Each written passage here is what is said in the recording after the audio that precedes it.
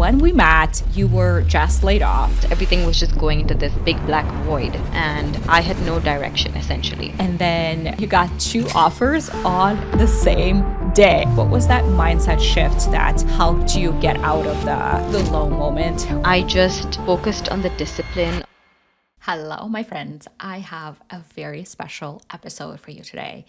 I am interviewing one of my clients, Swathi, who just got 2 offers on the same day, actually got 25K increase from her previous role. She transitioned to a different role for her product marketing manager.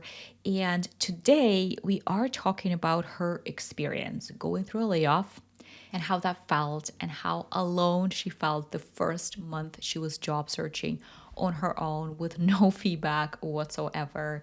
The dips and the highs that she felt going through job search over the last few months, how we worked through those dips, what she's learned really works right now, and how it felt to get 2 offers in a new function that she doesn't necessarily have experience in. So if you are someone who is job searching right now, if you are someone who is feeling very low, or if you feel alone, or if you are going through a layoff, this episode is for you. Let's dive into it. Hello, Swathi. I am so excited to have you on the podcast today. Thank you so much. I am just so excited for this conversation. I know you recently celebrated getting 2 offers on the same day, which is must have felt so good.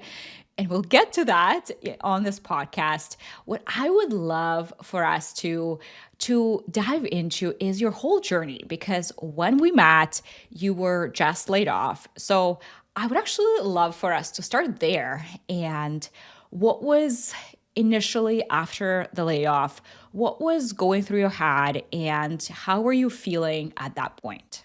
Sure. Yeah, it was such a long time ago, but so when I actually was laid off, I kind of did see it coming, because I did see the entire department over a period of time kind of get laid off, including my immediate manager. Um, so it didn't come to me as a complete shock, but immediately after the layoff, the emotion that I actually felt was pretty much like determination. I was super determined to um, do what I wanted and finally land a job that I felt that I would fit in and could contribute to and was energized by. Because the previous role, I wasn't as energized by it. So yeah, when I started off, I actually started off with a super positive attitude. And then there was, of course, ups and downs, but This is yeah. so interesting. I actually have a couple of questions for you here. So, you said that you kind of saw it coming. So, my question to you is, because I imagine this would resonate with a lot of people now with how the market is. I think a lot of people can see the writing on the wall when it comes to layoffs. Were you taking action already, knowing that a layoff is probably coming, or was it the push that you needed? That's a really interesting question because sometimes I feel like I was thinking about it, like in my head, I was thinking, okay, I need to do these things. I had a to-do list in mind. I, had just started looking at my resume again. But while you're doing another job, it's really hard to pay attention to something else. And I feel like even when you see it coming, it doesn't really hit you till you're like, oh wait, now I have the whole day to work on this. But yeah, I feel like in my head I was procrastinating initially. Like the last 2 weeks especially, I had all of these thoughts in my head and knew what I had to do, but I was completely procrastinating. Yeah. Ooh, this is so interesting because I do see very often that you know you want to change, and you might also know that I will be forced to make this change, but you are procrastinating. So I'm actually curious, was there a thought kind of deep down there that was stopping you from taking action, even though you knew that this is something that you probably should be spending time on? Yeah, I mean, I think a lot of it was slightly delusional thinking because Mm. oh, I don't know if that's a better way there's a better way to say it, but at that particular firm I was pretty much the sole marketer. So in my head I was like, "Oh my God, like my job is so important. I'm the only one that knows how to do everything from website to newsletters to the marketing upkeep and activities. And this job is kind of irreplaceable in a way. So at this point of time, I do have a lot of responsibility, and so my job is safe. But at the same time, like I did have a lot of external, I think, information that was also telling me otherwise that Mhm. marketing typically, and sales are the first to get cut sometimes. So there was a little bit of like that rumor going around, but I was like, no, it's fine. Hmm. I'm okay. Oh, this is fascinating.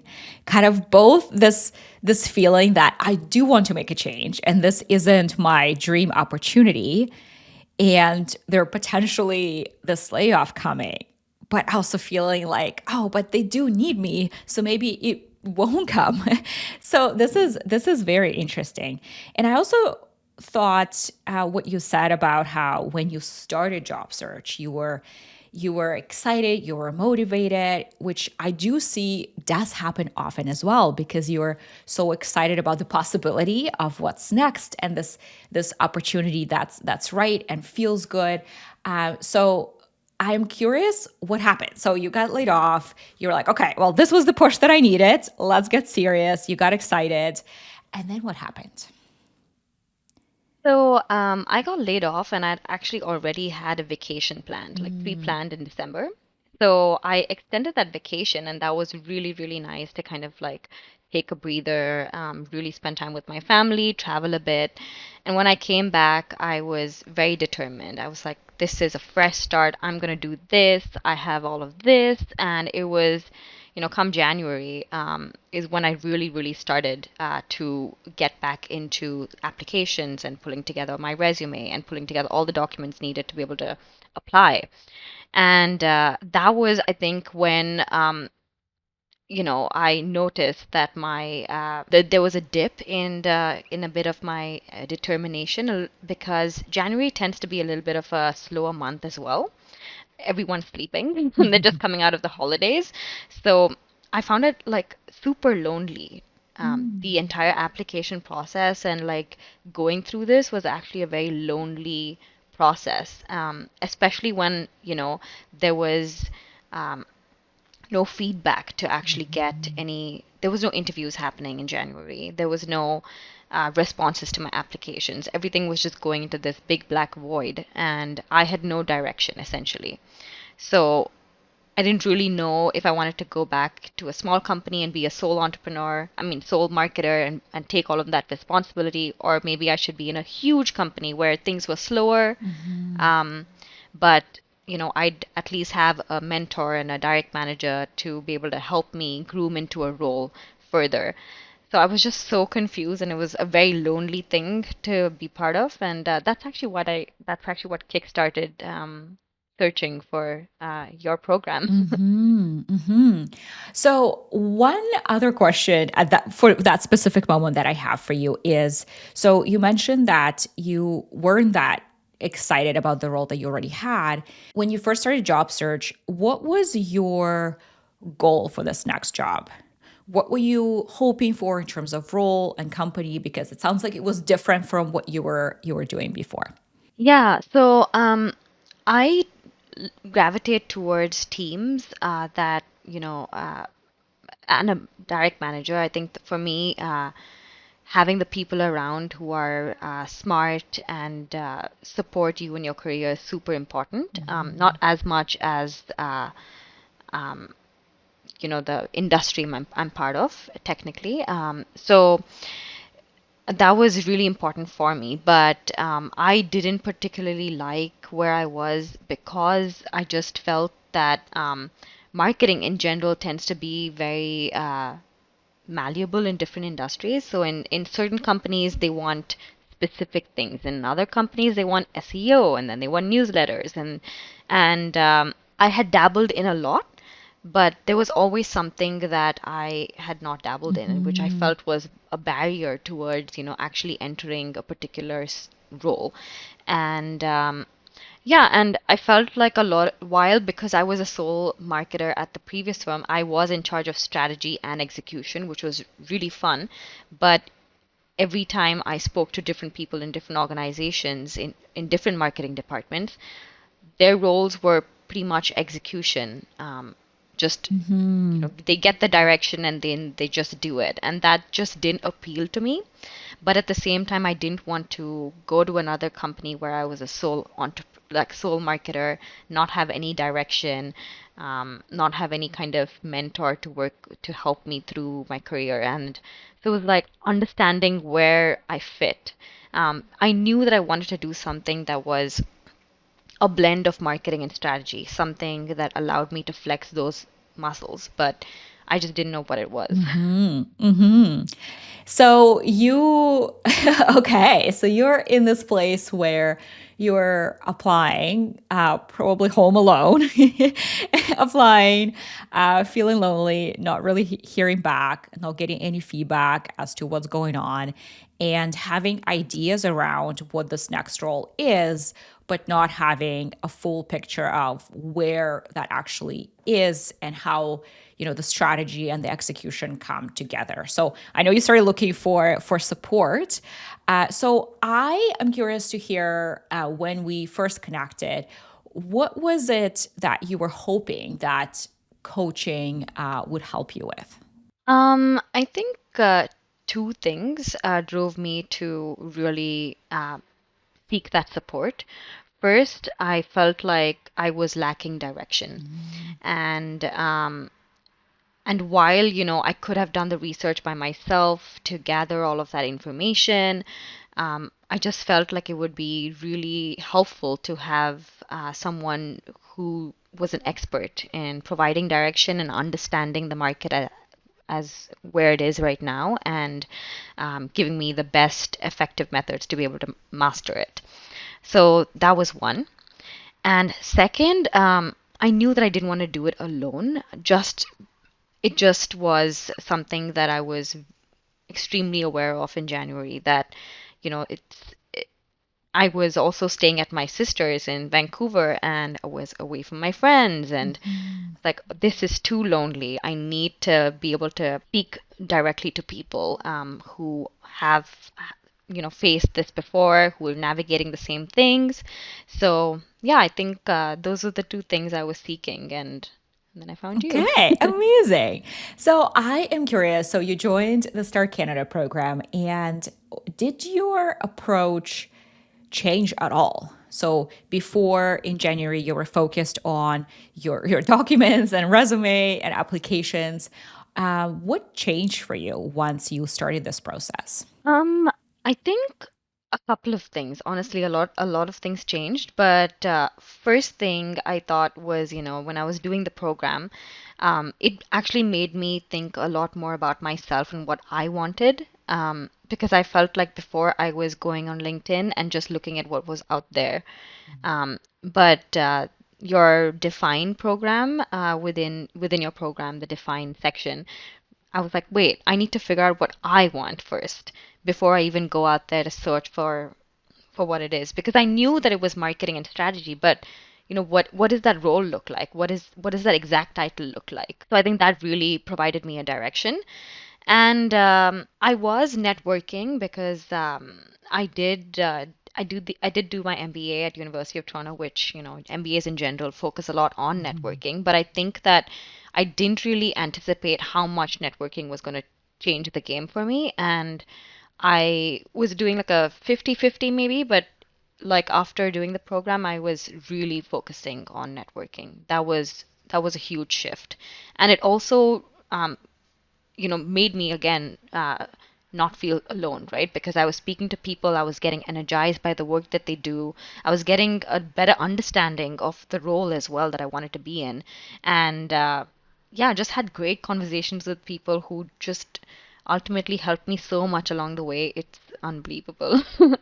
You know me. I'm a huge advocate and fan of networking. But I remember you telling me at some point that, oh, I'm actually really enjoying these conversations and I'm learning a lot. And this is the mindset that I encourage you guys to always have with networking. Yes, we are job searching, but we're also here to learn and make sure that we are finding the right opportunity and the right fit for us. So that's very, very amazing to hear. And it's funny because for me, I kind of stumbled upon this concept of, hey, it's networking before everything else when I was in business school. And I remember they also were telling us, hey, coffee chats. But I remember, and I'm a really good student, so if you tell me this is what you need to do, I'm like, all right, got it. I'm gonna go and do it. But it wasn't really leading me to opportunities, even though I knew that I had to do it and I was doing it. But back then I didn't really know how to. So I am curious if Hmm. your approach to networking and conversations has shifted once you joined the program. I don't think the approach shifted as much as the importance I placed on it. I always generally viewed networking as a conversation, but then certain things actually did help me because I think a lot of times I would have that conversation with someone, and if they told me, yeah, we don't have anything at this point of time, I'd just be like, okay, it was still so amazing speaking to you. And I just ended that way. But then, so a lot of times I was previously when I was in the MBA, I was having these conversations and it was the same type of conversation, except a lot of times there was no end goal and objective that I had a clear set in my mind where I was like, okay, if they don't have this, then what's plan B? What's plan C? I think that changed with this program where I'm like, it's okay if they don't have it, but who can they connect me to? Who who might be able to help me, or um, you know, just have like that certain objective, whether it is okay, they don't have it, they don't know who they might be able to connect me to, but is there someone who can connect me to? I mean, is can they look at my resume? Can they look at, just how do I make this conversation worthwhile for me? Um, and what can I also do for them? So I think that changed a bit.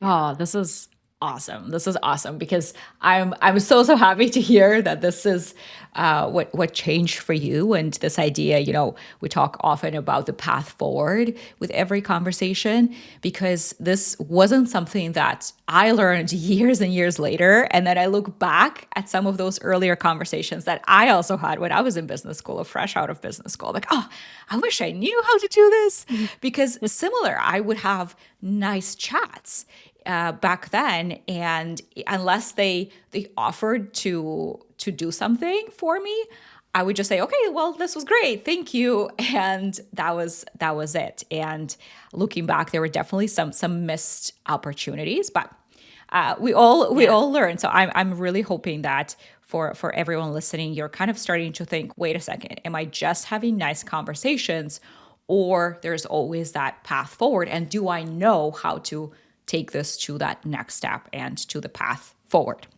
Love that. Okay. So you start networking, you start getting out there, you start getting more clear on your next step. And I remember you really kind of got focused on a product marketing manager roles, which is a bit of a pivot from what you were doing Hmm. before. And I remember there was a point of time where you were feeling like the progress was taking too long and that it was too slow, which I imagine, which I know is something that is very common for job seekers. And we see it in the program often as well, feeling like this is not fast enough. So I would love for you to take us back to that moment. What was going on through your head and what helped you get out of it? Yeah, pivoting, I think, into any new role or a different industry is just very, very hard. But I think what happened for me specifically was that, I knew that I really wanted it, but I also recognized that I wasn't a product marketer previously and I didn't have the skill sets. But somewhere along the line, I think the progress took a lot of time because I showed up like that. I showed up as, oh, I'm not a product marketer. I'm actually pivoting into this role. I don't know it as much. So even if I was having coffee chats and having conversations with people, they saw that in me. Oh, like she's not there yet. So, Mm. and I felt like that actually led to elongating the period of time that it actually made me to, get to interview stages. So over a period of time and doing a lot of exercises and really digging deep into product marketing, I was just living and breathing it. I was listening to podcasts, watching videos, Mhm. doing courses, and like slowly, over a period of time, I think I started to view myself as a product marketer. So even during like coffee chats and any kind of networking events, I just approached conversations as a product marketer. And I feel like that really shifted it for me. And I started getting a lot more interviews through both networking as well as I don't know if, feelings jump off a page when you're looking at a resume, but then I felt like a mindset shift actually led to just my resume leaping off the page as well. Being like, oh, she's a product marketer. So yeah, it was so interesting to see that transition happen. I remember this very well where you came in and you said that it finally kind of clicked that I am that I am a product marketer, the role that I'm after, I'm that already. This is such a powerful shift because a lot of people, when they're job searching and they're going for any sort of pivot, function, industry, seniority, they keep talking about themselves and presenting themselves as this is what I have done versus this is what I am already. And what you are already has to be this next role.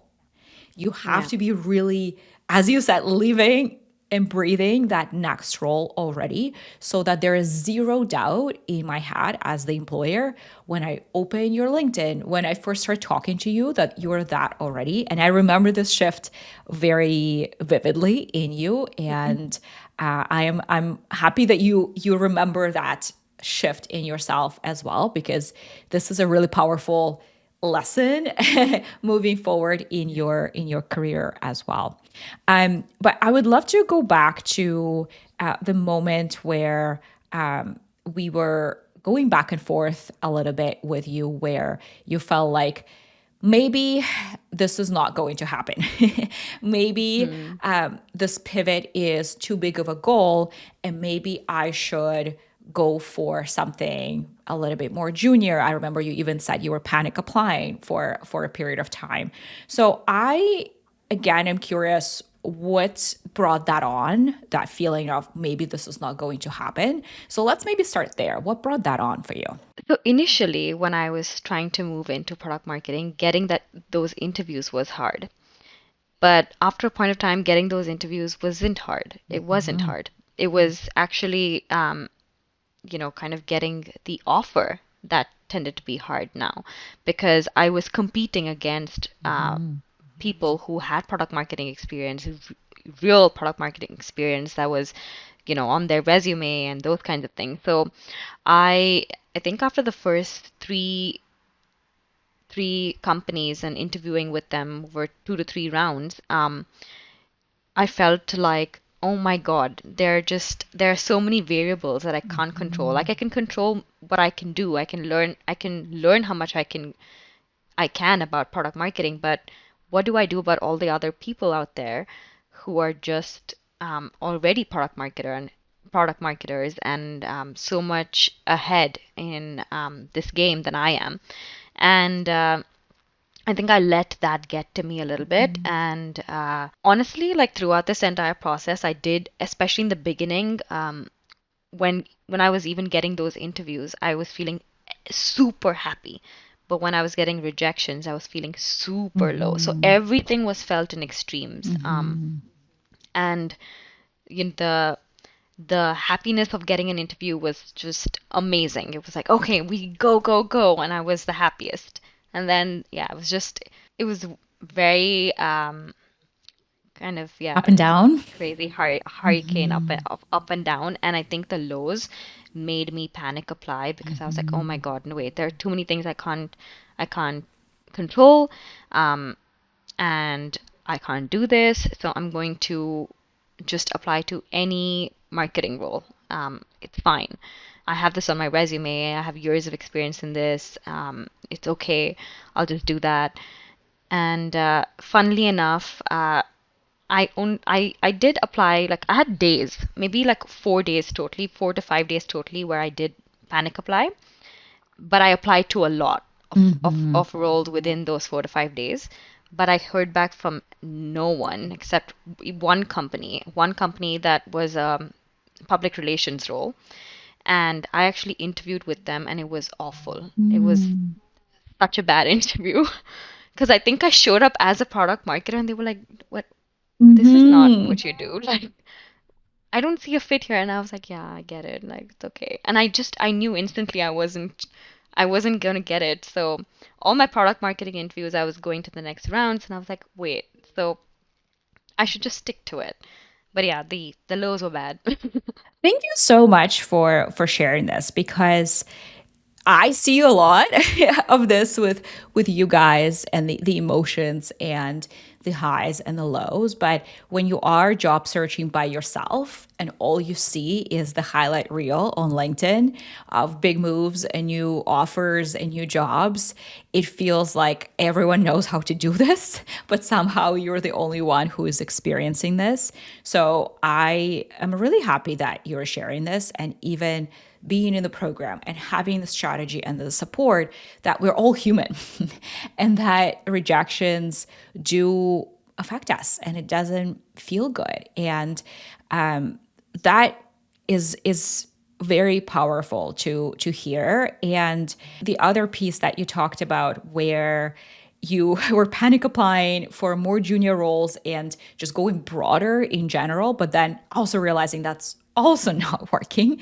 which is Yeah, another thing that I see often where this one thing that you really want is not working, so you start going broad and then that's not working either. And I think what you've experienced is so powerful to realize, wait, because I was walking in as a product marketer because that's what you have been working towards and thinking about every single day. So what I want for everyone to hear is that it's, from my perspective, impossible to go for different types of roles at the same level of commitment absolutely. at the same time. So if you're going for everything, you're going for nothing because you can't Absolutely, just yeah. switch from PR to product marketing to, general marketing to content marketing the next day. Even if you have done all of that, it's different parts of your experience that you have to be highlighting. And it's really, really hard to switch. So I think this is so powerful to hear because a lot of people get stuck with this idea. Maybe I'm too niche. Maybe I'm too narrow. Maybe I Hmm. have to broaden. So I'm really happy to hear about your experience and that we brought you back to no. This is what I actually want. What I would love to Yeah. hear is what was that mindset shift? Because you and I talked through it quite a bit, and I remember there was a couple of days when you came back and you said, "Okay, I think I'm on the other side from that a bit of a low moment." So I'm curious, what was that mindset shift that helped you get out of the low moment when you felt like it was going too slow? Yeah, honestly, I felt that, I tried everything. Like meditation, I'm a yoga practitioner, so I just doubled the amount of time I was doing yoga as well. Um, and all of those things I think did help maybe, but I I really didn't see my mindset shift as much as my discipline. um, I just focused on the discipline of, having, okay, do 10 reach outs today. Doesn't matter what the outcome is. Just do 10 reach outs today. Do this many applications today. Um, do something else today, go to the gym, do this. And I don't think my mindset shifted overnight. I was feeling pretty shit, but I still just had the discipline to just do it. And before I realized it, maybe in a week or so, I just felt better because I felt like I was working towards something. And it didn't happen overnight. But yeah, I think just doing the work and stop like not thinking about the outcome, regardless of whether I was getting interviews and like not getting interviews. Um, it just became all, yeah, it's fine. I'm just gonna do my work, and that really helped. Oh my goodness. This is gold because I talk to you guys about it often, the Dunning-Kruger effect, where you start something new and you're so excited about this new opportunity. So you're kind of on this high and then you hit the low when the progress is not happening as fast as you'd like. And maybe the interviews and the offers are not coming in. So you have this dip. And what happens is this is where most people stop. They either Mm-hmm. settle or go for something they don't really want, or maybe they stop job search altogether if they have another offer and they're working right now. But what I always think about is this is where the growth happens. And this is where successful people get successful because they stick through the low and they continue doing what you were doing. So still going through the reps, doing the things that you knew were moving you forward, despite of how you maybe felt. So, and from there, I remember there was one day you came back and you said, "Well, I have 7 interviews in 2 weeks." But Yeah. if I may, the shift that I saw, and for me, the biggest difference that I saw in you is your energy and is your approach to it, because Mm. I saw that you were able to bring yourself from, I don't know if I can do this. I don't know if this is too big of a goal, to, and remember I sent you to write down 30 things, 30 Yeah. wins that you have already achieved in the last couple of months. And to help you see that, oh, am moving forward and there are wins. I'm not stuck.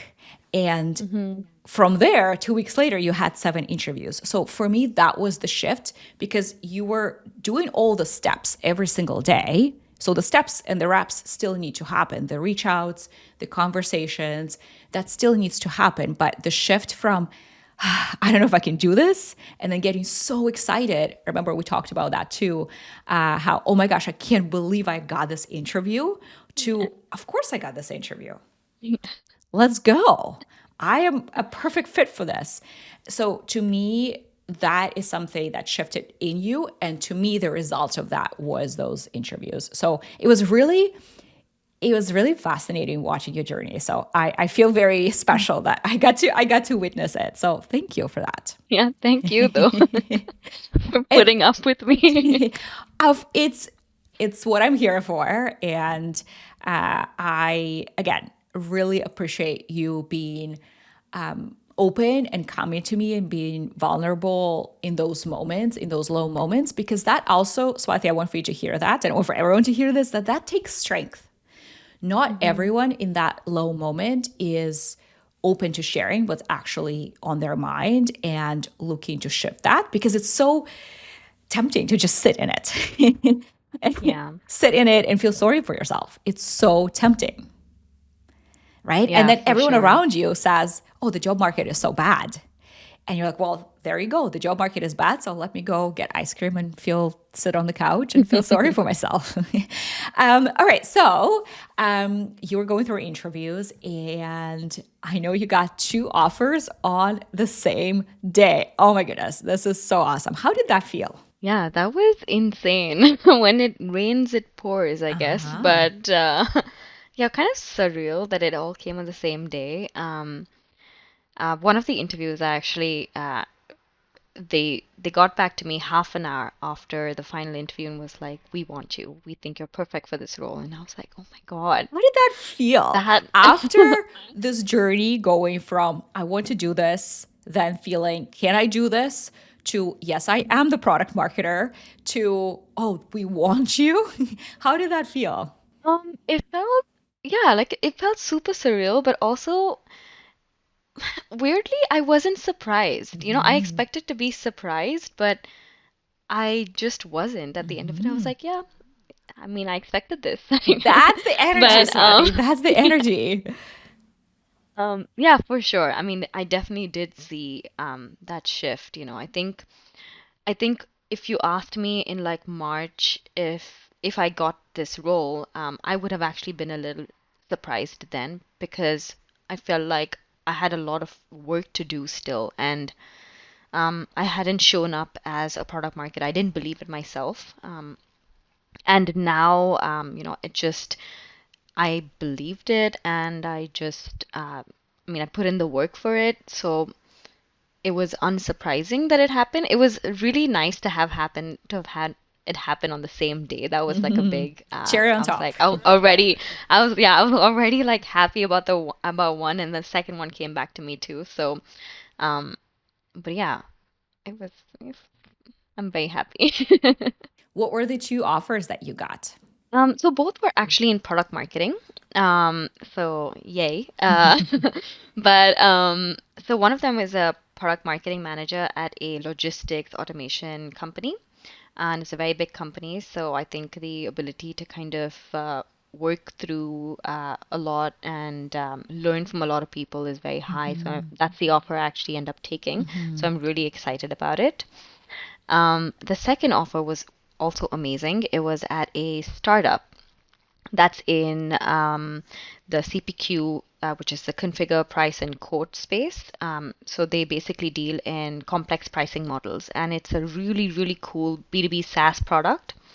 And I actually had to do a full-blown assignment for it. Mhm. So I think the assignment in and of itself just taught me so much, made me, not just believe I was a product marketer, but act on it, like utilizing all of the resources that I'd read, all of the things I'd learned from people, using frameworks and PMM frameworks, and yeah, actually applying that in an assignment. And it was so gratifying to have not just talked about it and got the role, but also done the work, shown what I could do, and then gotten the role. Um, but yeah, I so that company is a startup, and I generally am someone that likes working in fast-paced, high-growth startups, Mhm. but I decided to take the larger company, the bigger company, at this point of time because of the fact that I was also just 6 months out of already being in a startup. I think the learning at a big company would also be better.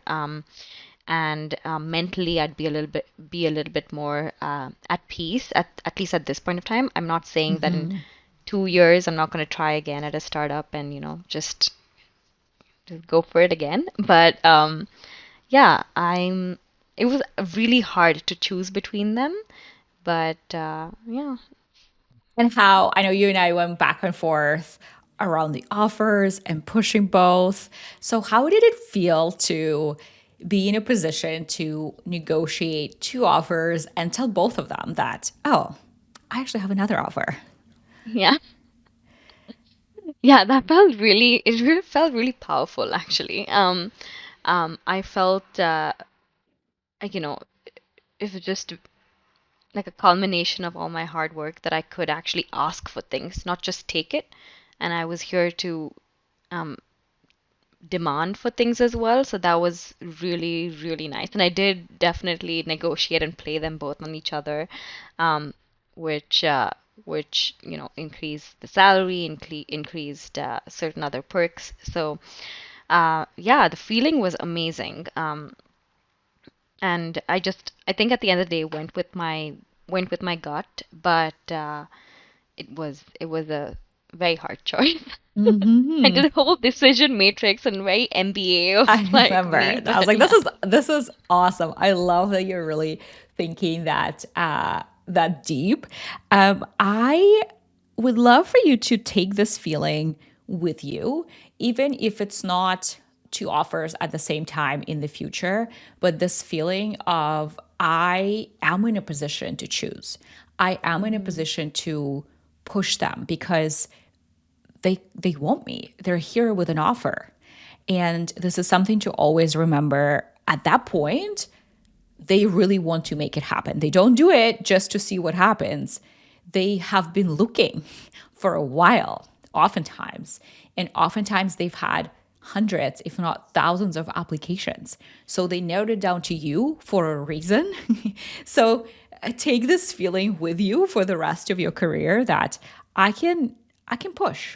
I can push, Yeah. and it's not just me taking, it's a conversation, and I have a lot of power here. Yeah, for sure. I think, that just even throughout the journey of applying, even thinking from the start about what do I want, and then actually going for what I want after thinking about myself first, and then, yeah, I think that was a big learning for me because I showed up very differently when it was something that I really wanted. So This is that's so something I will powerful, definitely Swathi. take This is forward. so powerful because remember earlier we talked about going broad because it feels like I'll just cast a wider net, but then you show up differently. You show up differently when you actually want it, and when it's Yeah, for actually a good sure. fit and you want to go above and beyond because you want to be seen as, hey, this is a perfect match. So I am very happy to hear that that's one of your takeaways. And how does your new offer compare to your compensation before you got laid off? Um, it's around, I think, 25K higher. So, um, which is good. That's awesome. Um, yeah, and but I think more than that, I think it is at a, legacy company. Mhm. Um, those kinds of things are intangible, and the ability to kind of work with multiple different people at large scale projects and the exposure that I would probably get traveling as well Yeah. to the Netherlands because it's a Dutch company. Learning from people. I think that the intangibles are also like unparalleled. So That's awesome. I'm And now you'll really have a excited. big brand kind of behind it as well. Correct. Yeah. So that's also a really good push for your career. Yeah, which was interesting because even when I was, identifying which one to choose, I actually spoke to, I activated my network, all those people that I was speaking to. I was like I need some advice or like just, what your thoughts are. And I kind of laid out the two offers on the table. And I asked them, and these are all directors of product marketing at different companies, and both big and small. And all of them shared the same advice as well, talking about how, having a big name on your resume can actually help with entering startups in the future as well, Mhm. because startups are a lot of times looking for whether you can operate at that level to begin with, because ultimately startups don't want to just remain startups. They want to be big companies too. Mhm. So that was something, that was another learning that I didn't know. I thought startups kind of only looked at other startups. Okay, did you scale this product at a different startup? Come here.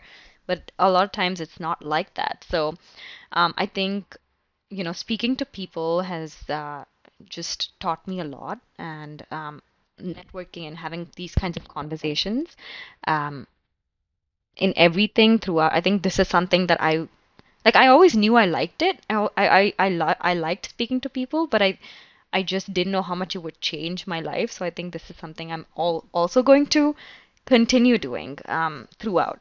Ah, I am so happy that was one of your learnings too, because I speak about it often that it changed my life and the course of my career. And when it's one of your guys' takeaway, I'm just so happy because I'm like, yes, now you see the power of connections and conversations and also doing it in the right way strategically. So happy to hear that.